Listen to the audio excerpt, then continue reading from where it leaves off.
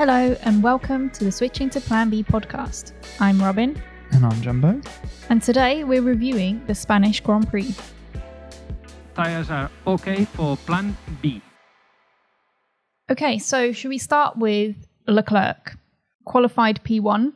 Yeah. Had a really good start to the race. He did. That lap in qualifying was unbelievable as well. We know Max had a bit of a problem, but it sort of came out of the blue. It looked like it was going to be Red Bull, and then was he like 0.3 up in P1? Well, yeah, it was also he messed up the first lap that he was going to do. So it was all or nothing as well. Yeah, but when the pressure was on, he did it. Yeah. So fair play to him.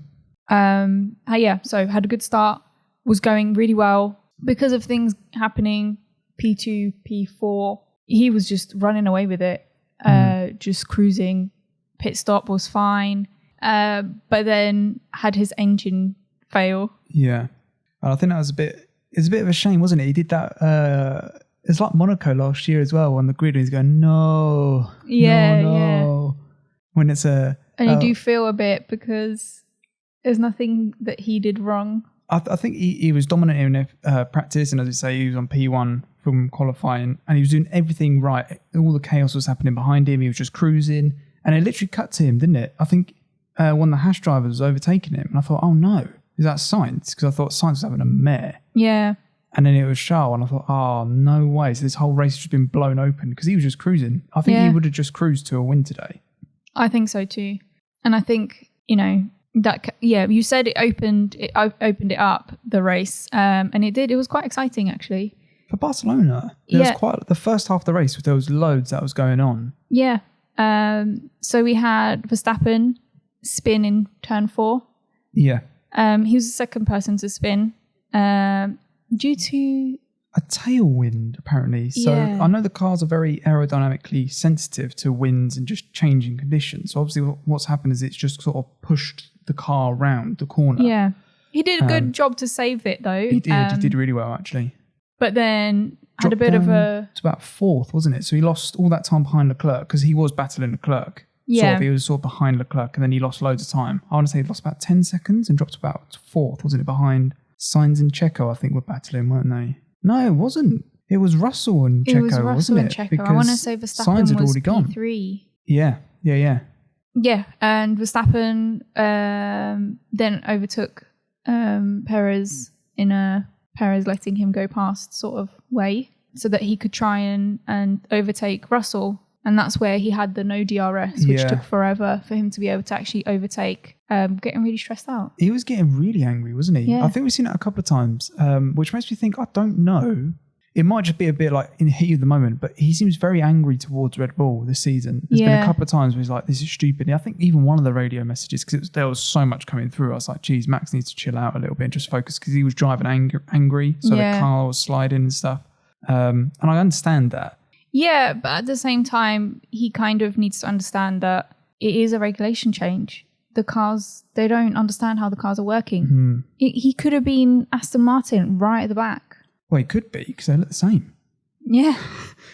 Verstappen then had a change of strategy. I'm not sure if it was because of the spin, using up a lot of the tyres, or just his fight against Russell using up a lot of the tyres as well. I think it's more that. I think when you're... Obviously, the DRS has been really temperamental. I think even if Verstappen did get past George, I think George probably would have got him back, because Verstappen didn't really have too much defence.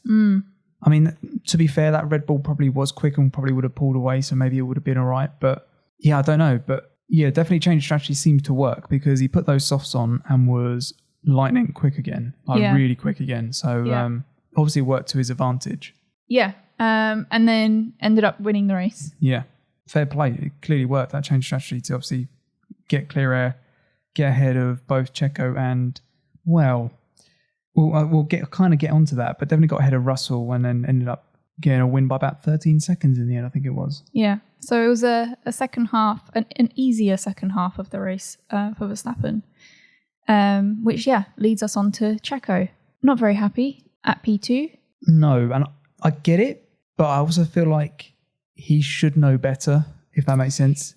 But at the same time, I feel like other teams, for example, Ferrari, if Sainz was P1, they wouldn't ask him to move out the way for Leclerc. They would let Leclerc race Sainz and get P1. Yeah. Then Sainz knows that he did everything he could have. And I think here, Checo thinks that he could have won the race. And maybe he could have, but I feel like Verstappen has more pace. I think Verstappen would have got him either way, but we didn't even get to see Checo try and defend or anything. Oh, we know how good Checo is at defending as well. Yeah, but so you want to see the drivers race each other. It's really annoying when you just see them give the space back. I just feel like it's not really teamwork.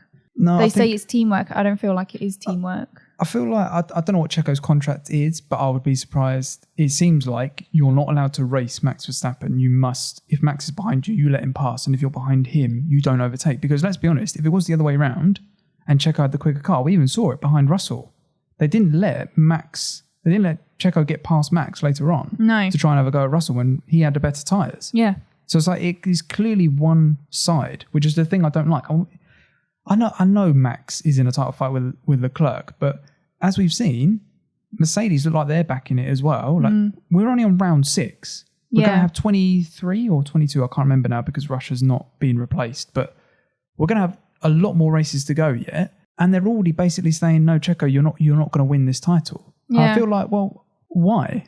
Why not? What if Checo all of a sudden just turns it on? But it's also the thing where it's not a team like back in the garages now.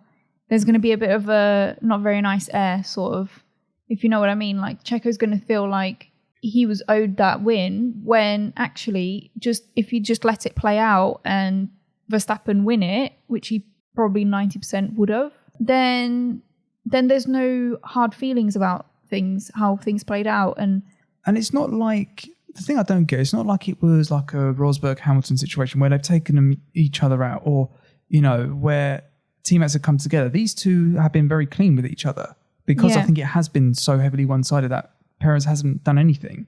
But even if you go back to Rosberg and Hamilton, like, they were allowed to race each other for the title. Yeah. But that's what you want. And like, even if, again, you look at Mercedes with Bottas and Hamilton, it's only towards the end of the season, I think it's like Russia at Sochi. That's where I got it. Russia, from Sochi and Russia together, I think it was.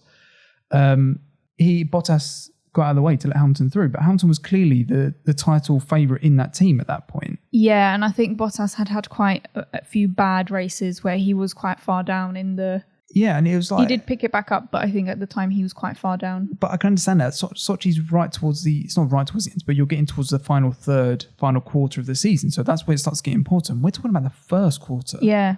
And I know it doesn't really matter where it is technically, but still, like, you know, with Leclerc getting a DNF as well, even if Max came P2, he would have been basically tied with him. I know he's now leading the championship. Yeah.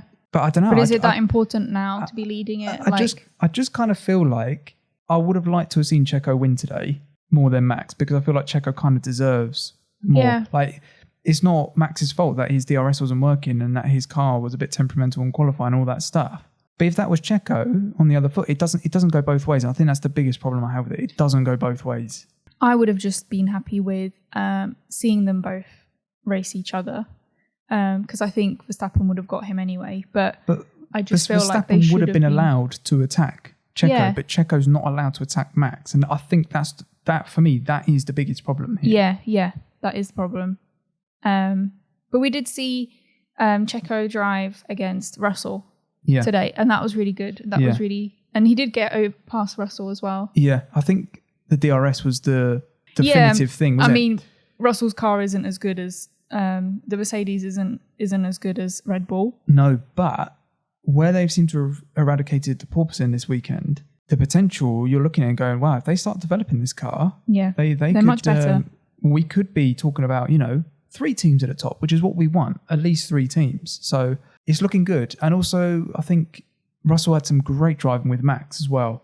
There was a good little battle between them. So when Russell Max was struggling with DRS, Russell was able to keep him behind. And I was going to say, I think quite a few laps. Russell's clearly showing that he is championship caliber, in my opinion. If there was any questions, if we weren't sure, I think the first 6 races have clearly shown, no, he's well up to that standard. Yeah, he's had a good running so far. I think he's been P5 or above every been single race. Very consistent. So, yeah, well played, George. And it's good to see him on the podium as well. It is good to see. It was his second podium this year. Yeah. Do we think that Mercedes are back? Oh, I think there's definitely a lot of positives from it.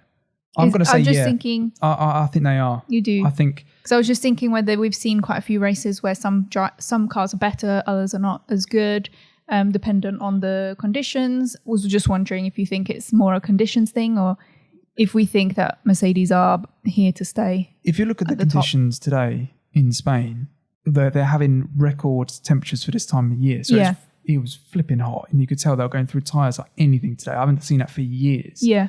And it was able to cope with that relatively well to the last couple of laps. And it was a totally different spec of car to when they did testing at Barcelona as well. Yeah. So I was a bit like, I think if they can get through that test today and they came out doing very well, they came third and fourth. No, they didn't come third and fourth, did they? Third and fifth in the end. Yes. Because of the possible DNF. Yeah. Which was something to do with cooling. And obviously they basically don't have any side pods. So maybe that was linked to that. I don't know. But yeah, I would definitely say Mercedes look like they're back. Yeah. And with that, do you think Ferrari are a bit scared this week? I don't know if I'd say scared. Leclerc, they had a DNF with Leclerc with the engine. The worry is that that was a relatively new engine that had an upgrade on it. So you're a little bit concerned about the durability of that engine, possibly, because I think Zhou Guanyu had a similar sort of problem. I think I'm not sure it was the same, but ended up DNFing as well as Leclerc. So you're partly going, is there a problem with Ferrari? And also, Ferrari haven't brought massive upgrades like the other couple of teams around them have. No. So you're starting to worry. I see what you mean. You're starting to worry if they're actually there. Yeah. If that makes sense. I think the other thing is that there seems to be a big performance difference between Leclerc and Sainz as well. Yeah. Sainz can't seem to get that car into the right window, whereas Leclerc seems to be fine with it. Yeah. Because Sainz had a terrible start this week. Going from, was it P4? P3, yeah, behind Leclerc. All the way down to P5? It was quite a way, wasn't it? Because it was quite a few Russell spaces. got past, and then Lewis and Magnussen were battling with Sainz. I want to say it was P4, maybe. Oh no, Checo was down there as well, wasn't it? Maybe it was Did Checo get ahead of Sainz? It might have been about P5. Maybe you're right with that. Yeah, Checo got ahead. Lewis got ahead briefly, and then Sainz got it back, and then that's when Lewis and K-Mag, yeah. Sainz was the other driver that also spun at turn 4. His spinning was a lot worse than. Yeah, it was. He whereas Max was able to sort of control it and sort of glided into the gravel, he sort of went in rear. Yeah, he did a whole 180. Yeah, which he then in the interview said that damaged the car somehow, so he wasn't getting as much performance out of it. I wonder how he's damaged the car though, because normally he only went to gravel. Yeah. So I'm not sure. I know the cars are very fragile, the undersides, because of the new floor, and that's how the whole downforce works this year. So maybe. Like I don't know. He didn't say what, and the interviewers didn't really ask what that meant. That would explain why he just wasn't really close to Charles' pace, and why he wasn't really getting past the drivers that you would think that he would be able to get past, or his pace wasn't anywhere near as good as you would expect it to be. Having said that, he did still end up P4, which isn't a bad result for Sainz. It's a bad result, but it could have been worse. Yeah. Moving on to Hamilton, started the race, as we mentioned briefly, with having an incident with K-Mag. It was a bit of a racing incident. Yeah, a bit. I wouldn't say clumsy. I didn't see it enough to really work out what happened. But I think they didn't really show it that many times. It looked like Lewis hit the apex and then sort of drifted wide, and then K-Mag didn't really give. He was entitled to be there, don't get me wrong, but it was almost like there was no room for error on either side of the drivers. And you're only thinking, this is lap 1, the tyres probably aren't warmed up. You've got 100 kg of fuel on board as well. The cars are fat and heavy. Something like that's going to happen in turn 1. I just don't know. I think racing incident's right. I don't think there was one clear error. No, but the shame of it was that they ruined their races, both of them. With Lewis being Lewis, managed to save a lot of that back, get a lot of that back. I think he probably started where I can't remember where he qualified, but I think he started where he qualified. I think he qualified 6th. Okay, so he moved up one. Also, they were saying that Lewis's pace was one of the fastest drivers on the track. Yeah, surprisingly, I thought. He did get a couple of fastest laps. He did, yeah, throughout the race. Yeah. And he kind of was on the alternate strategy, and like he wasn't really battling. Like Max and George and Checo were kind of battling each other a little bit. So I don't know if that kind of... You obviously, when you're battling, you're not taking the optimal line, so you're slow. So I don't know if it's sort of things like that. He did have to overtake a lot of cars, though. He did? Because the racing incident with K-Mag left him P19, I want to say. And he was saying that he was 35 seconds away from the next driver. In P18, yeah. So... Which would have been one of the Williams as well, wouldn't it? I want to say it was Albon. So then he had a lot to make up. Yeah, I think he did really well. And bearing in mind there was no safety cars, so that's all just raw pace. Yeah. I think, going back to our Mercedes back, I think that's even stronger evidence that they probably are, because the way Lewis came back. Because they were talking about him, said, oh yeah, no, Lewis, don't give up, he'll be P8 or something. And I was thinking, God, that'll be impressive if they do that. And he ended up P basically 4 until right at the end where, as you say, the cooling problems kind of pushed him back to P5. Off, and Sainz got him, But I was quite impressed that Lewis actually didn't damage the car with getting that puncture and the collision with Magnussen. It wasn't really much contact, but they're really fragile, these cars. Yeah. The fact that he got away with no damage to the floor or anything like that, because normally when they do get punctured, they destroy the floor as well. We know how sensitive, especially that Mercedes is this year with the floor. I was impressed by that. Yeah. So, I mean, you've got to take your hat off to Lewis, I think. That's probably, for me, that's the driver of the day, I think. Yeah. And that's the kind of driving you expect from Lewis, though. Like, he's been doing it for so long. He always seems to do so much better on the races that...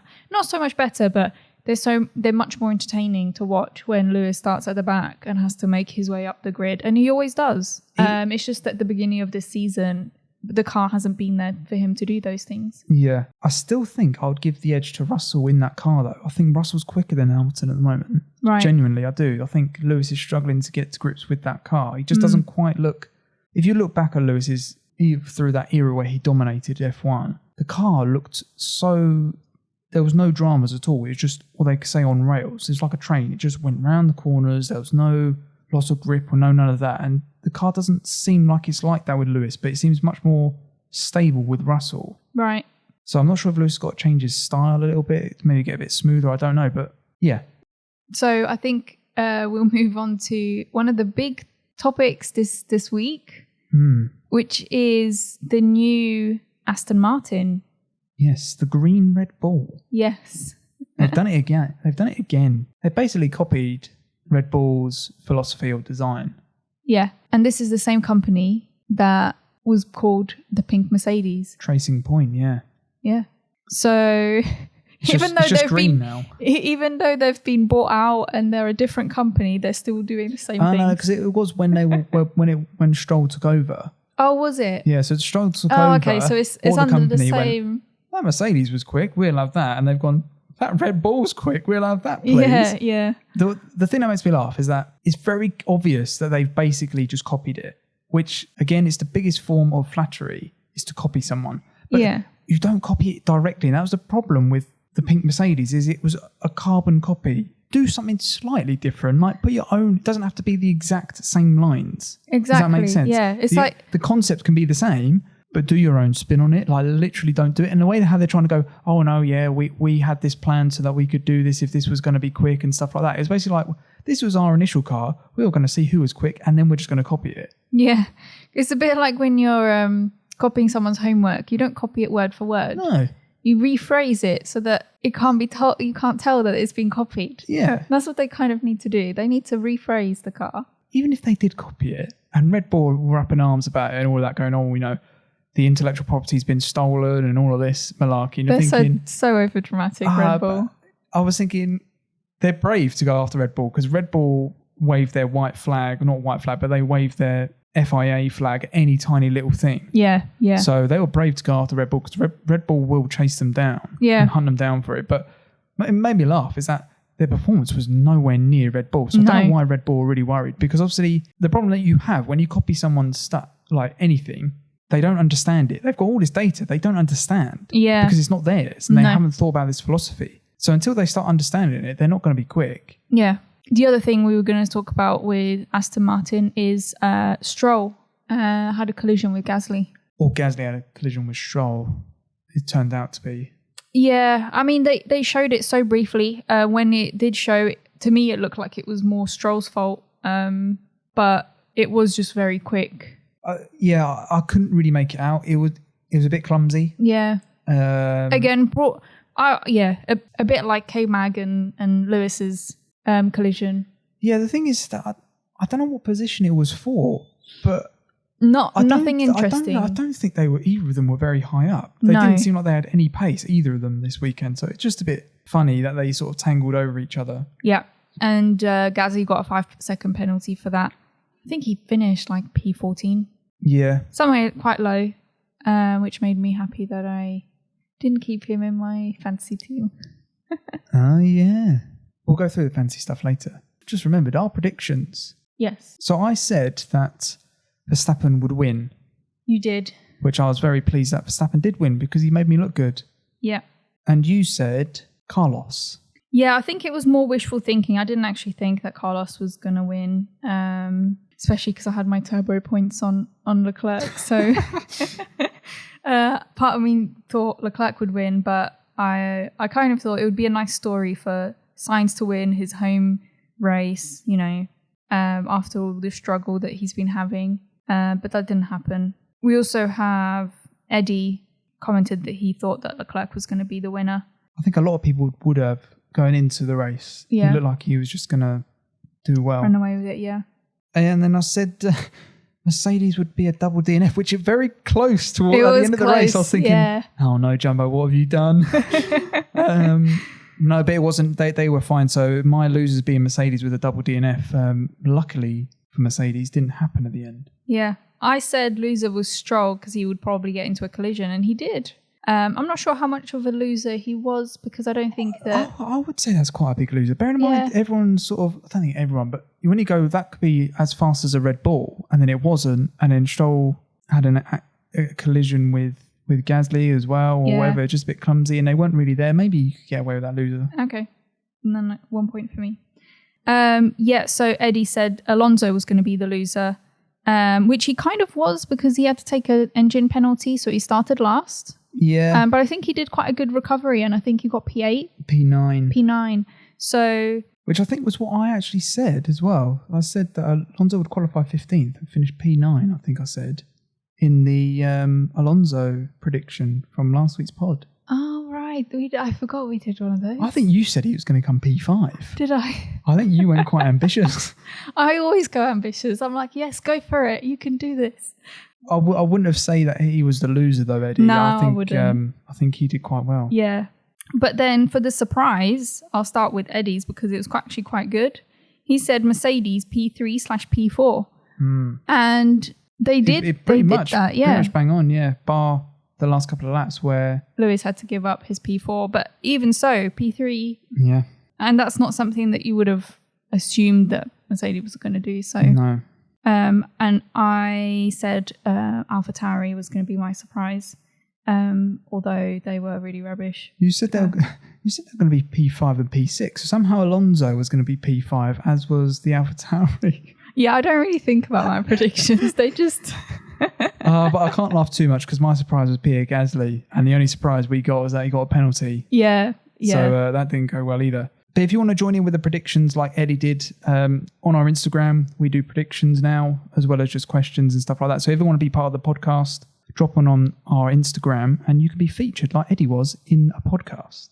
Did you want to do the race rundown? Yes, I can do that. So P1, Verstappen, as we know, 25 points, a lot of points. Yeah. Seeing as Leclerc got DNF. P2, Perez, 19 points because he got fastest lap. Russell P3, Sainz P4, Hamilton P5, I've already discussed that. Bottas P6. Oh, we didn't talk about Bottas. He was actually doing really well. Doing very well. Was P4 for a long time, and then the tyres went away. Yeah, and then Sainz and Hamilton got ahead of him. Yeah. I do feel a bit sorry for Bottas because his pace has been unbelievable. Yeah. Compared to Zhou, I know Zhou went out, but Guan Yu Zhou is or Zhou Guanyu, sorry, is nowhere really. No. Which is a bit of a shame. Ocon P7, he looked very good today. Yeah, Didn't see quite much solid. of him at all, but very good. Lando Norris, who was ill, apparently, P8. Yeah. Quite impressive. Bear in mind he's not well. Alonso, P9. What a result. Like, from the back of the grid, that is a very good result. I think that Alpine does have pace. And I don't know how good that was for my fantasy. We'll get on to fantasy, but I have made changes to my team, which we will talk about later. Sonoda P10, getting a point. Actually, that's not too bad for AlphaTauri. Yeah, I don't think they had a very good weekend. Okay. No. Sebastian Vettel P11 in that green Red Bull. Ricciardo P12. We were talking about this during the race, is that since he's gone to McLaren, bar probably Monza last year, he just hasn't looked like the same Ricciardo that was at Red Bull and what was the other team? Renault, yeah. He just doesn't look like that Ricciardo anymore. Yeah, it just doesn't seem like... Doesn't have that fire. Yeah, doesn't go for those lunges. He doesn't... Maybe it's a confidence thing, but... Yeah, it could be that he's just not that comfortable in the McLaren. Because I'm a bit... I don't understand how Lando is so much further ahead of him all the time. Yeah. Like, rarely does he seem to have the upper hand on Lando, and I don't get it, because I really rate Ricciardo. But since he's gone to McLaren, it's all gone to rubbish, really. Yeah, it must be the car. I don't see what else. I think it's probably a bit of both. The car not being to his liking, and then like just a massive confidence hit as well. Yeah. Gasly P13, not a great weekend for the Gasman. No. Mick Schumacher P14 was quite close to points at one point. He was in points for a little while. Yeah. Again, I don't think he's as good as K-Mag. No. We mentioned this before, but I just don't. I'm a little bit disappointed. I wanted Schumacher to be closest to K-Mag, and I know K-Mag finished below him, but I think K-Mag would have got points today if he didn't have that incident with Lewis. Yeah. Stroll 15th, Latifi 16th. So Latifi not being last is quite a good result, because there's a lot of pressure on little Latifi. I say little Latifi, he's massive. He's really tall. There are the rumours that Williams want to replace him. Yeah, with Nick de Vries. And he was actually in FP1 for Alex Albon. Yeah. So they obviously are looking at him. Yeah. And those rumours don't seem to go away. So I think it was a good result for Latifi, just to kind of say, no, look, I'm doing all right here. Because I think it's the first race this season where he actually seems like he was doing okay. Yeah. Magnussen P17 after that incident with Lewis. And then Albon had a shocking race, P18. Yeah. They did say that he had problems with his tyres. I think he pitted like 4 times. All right. We didn't see much from the back end of the grid at all. No, we didn't. I guess because it was quite interesting with Checo, Russell, and even Verstappen, their driving and whether they were going to overtake, that it just didn't show a lot of the others. But I think you also mentioned that he got Albon got a 5-second penalty. Yeah, he did. In the notes here, it says Albon received a 5-second time penalty for exceeding track limits. Yeah. Which was interesting. We didn't get a warning. I know Lewis got a warning. Yeah. I didn't see Albon get a warning. No, I didn't see that either. And then we've got 2 DNFs in Zhou Guanyu and Charles Leclerc. Yeah. So that was the race rundown. Okay, so should we do fantasy? F1 fantasy, yeah. So after today, we have Ben in P1. Quite a way ahead now. Ben's done quite well there. Ahead of Dexo, about 100 points ahead of Dexo, or about 80 points ahead of Dexo. Eddie is in P3. Seems to have dropped off the pace a little bit, Eddie. But he's still about 200 points ahead of me in P4. Giuliano P5. Robin P6. But you're not last. I know. I would like to thank Brad P for being fine with being in last place, making me feel a bit better. Yeah, so good on Brad, called Totally Fine with Last Place. Absolutely love that. True sportsman there. So Robin is not last. Although, without being mean, Robin, he's only done 2 races and he's got nearly 400 points. And you've done 6 races and you've nearly got 800 points. I know. So in 2 races, he's got half your points. I'm going to end up last. Well, I think you might end up last because what if he ends up beating you? He's tried to be nice and it still might not work out. I know. He's got good drivers as well. He has. He's got a great team. Brad has got a great team. Have you made any changes for Monaco, seeing as it is next week? No. So I haven't, not yet. But with Lando being ill, I'm going to wait and see on Friday if he's going to be racing or not. Right. And if he is, I'll swap him. But if you're not, I'll leave it. So if he's not racing, you're going to take him out. That's not what you said. I'll swap him for someone else. You'll swap him out if he's not racing. Yeah. Okay. Did you know? So when I had Seb at the beginning of the season, and Hulkenberg was driving for him, it automatically put Hulkenberg in there for me. Yeah, I know, but who's going to replace Lando? Possibly Paul di Resta. Well, then no. No, I don't think it is di Resta anymore. He was for 2020. He was their reserve driver. I don't know if he still is. It could be Stoffel Van Dorn, maybe Nick de Vries, maybe Oscar Piastri. I don't know who their actual reserve driver is. I just don't want to risk it with someone who doesn't drive every day. I have enough money to swap him out for, yours might be a last Bottas minute. Or an Ocon or someone. Is there anyone you're particularly eyeing up just in case? Probably Bottas. Because he's cheap and he gets quite good results. He is cheap. He is. He's doing really well. So yeah, I've got rid of my boy Fernando Alonso. I did say in the podcast last week that if he didn't have a good week, I might have to change him. And he did have a good week, but I just feel like it's a bit mean. Then you can't change him if you have a good week. Right, so here's my thinking, right, is that You've changed him for Vettel as well. Oh, hang on. I haven't got there yet. You can't break the spoilers. Apologies, everyone. So I've kept Leclerc, right? Now, I wanted Verstappen because if you haven't realised, Verstappen's doing really well and he's a very good driver. No way. So I got Verstappen in. Yeah. But to get Verstappen in, I've had to make money, basically, to afford him. So I've replaced Sainz and I've replaced Alonso and I've also replaced... Who was the other driver I had? Perez. Got rid of Perez, Alonso and Sainz. They're the three drivers I got rid of to afford Verstappen. And then I kind of had to go with two relatively cheap ones. So I've gone with Bottas because, as you say, he was cheap and he's fast. I've kept K-Mag because he's super cheap and he seems to be doing all right. And then I've gone for Sebastian Vettel as Robin spoiled. Magnussen, I just want to point out, is cheaper than Mick. Yeah, I don't understand. It's because he used to be Mazepin, but why has that not changed? Because K-Mag is kind of destroying Schumacher at this point. Yeah, he should be more. Anyway, I've gone for Vettel because I think I've taken a bit of a gamble here because I was tempted to keep Alonso because he seems like he's doing all right. Okay. But I've taken a gamble on that Aston Martin actually being good. It's going to turn into a Red Bull. And it's going to be towards the front of the grid.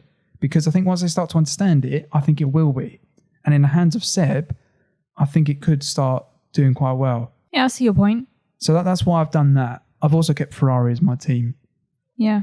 I'm not sure about my turbo driver yet. I will decide that later on. But yeah, that's my new team. I'm hoping it brings me glory. Monaco glory. Well, you definitely have like P1 and P2. I'd like to think so. Bottas P3, K-Mag P4, Seb P5. That'd be good. Yeah. So, should we end with Monaco predictions for next week? Winner, loser, surprise. Yeah. So for winner, I've gone with Leclerc. Okay. Now, I know what everyone's thinking. They're going, you fool. Have you not seen he's got a curse at Monaco and all of this, right? Yeah. I understand this. But I feel like maybe it got him a bit early and got him this weekend. So then next weekend, he might actually break the Monaco curse and win. Because let's be honest, we'd all like to see that. We would, but I don't think it's going to happen just yet. I also don't think it's going to happen, but I would like to see it happen. And I think maybe it could happen. Yeah. So my winner, earlier when we were talking, I said I like to aim high. I've gone with Lewis for my winner. Any particular reason? Because he had a good drive this week. You think he's going to build off that? Yeah. He has done well in Monaco before, so... Yeah. I mean, he is a 7-time world champion, so I wouldn't put it past him. And that Mercedes does look better, so maybe, yeah. Loser? Again, I feel quite mean about this, but we said that he is a bit ill in the moment. Yeah. Little Lando is a little bit ill. And also, he's moved to Monaco. So I was thinking maybe the curse might move from Leclerc to Lando. Right. And I just think that Lando might have a tough weekend. Right, okay. He may not even race because they don't think it's COVID, but his symptoms like COVID. I think that if he gets a negative or a positive test at some point, a positive test, wouldn't it be? He might not race next weekend as it is. Yeah. I've gone for Leclerc because I think that his curse is just going to follow him like a cloud throughout Monaco. Poor Charles. Yeah. Either way, he's either going to be a winner or a loser. Yeah. Well, no, because he could be P2 and that's not really... Yeah, that would be a grey area here. Yeah. Surprise. So we are very ambitious on this podcast. We are. It's more wishful thinking rather than real predictions, isn't it? Yeah. But my surprise, Danny Rick to get a podium. Only because I'd really like to see him come back. And bear in mind, he had a terrible Monaco last year. I'd just really like to see him bounce back. Also, do we know if they're going to do a Golf livery, McLaren? That was really nice last year. Yeah, I hope they do something special. I don't think they will. But if they do, let's hope that it's another Golf livery. Yeah.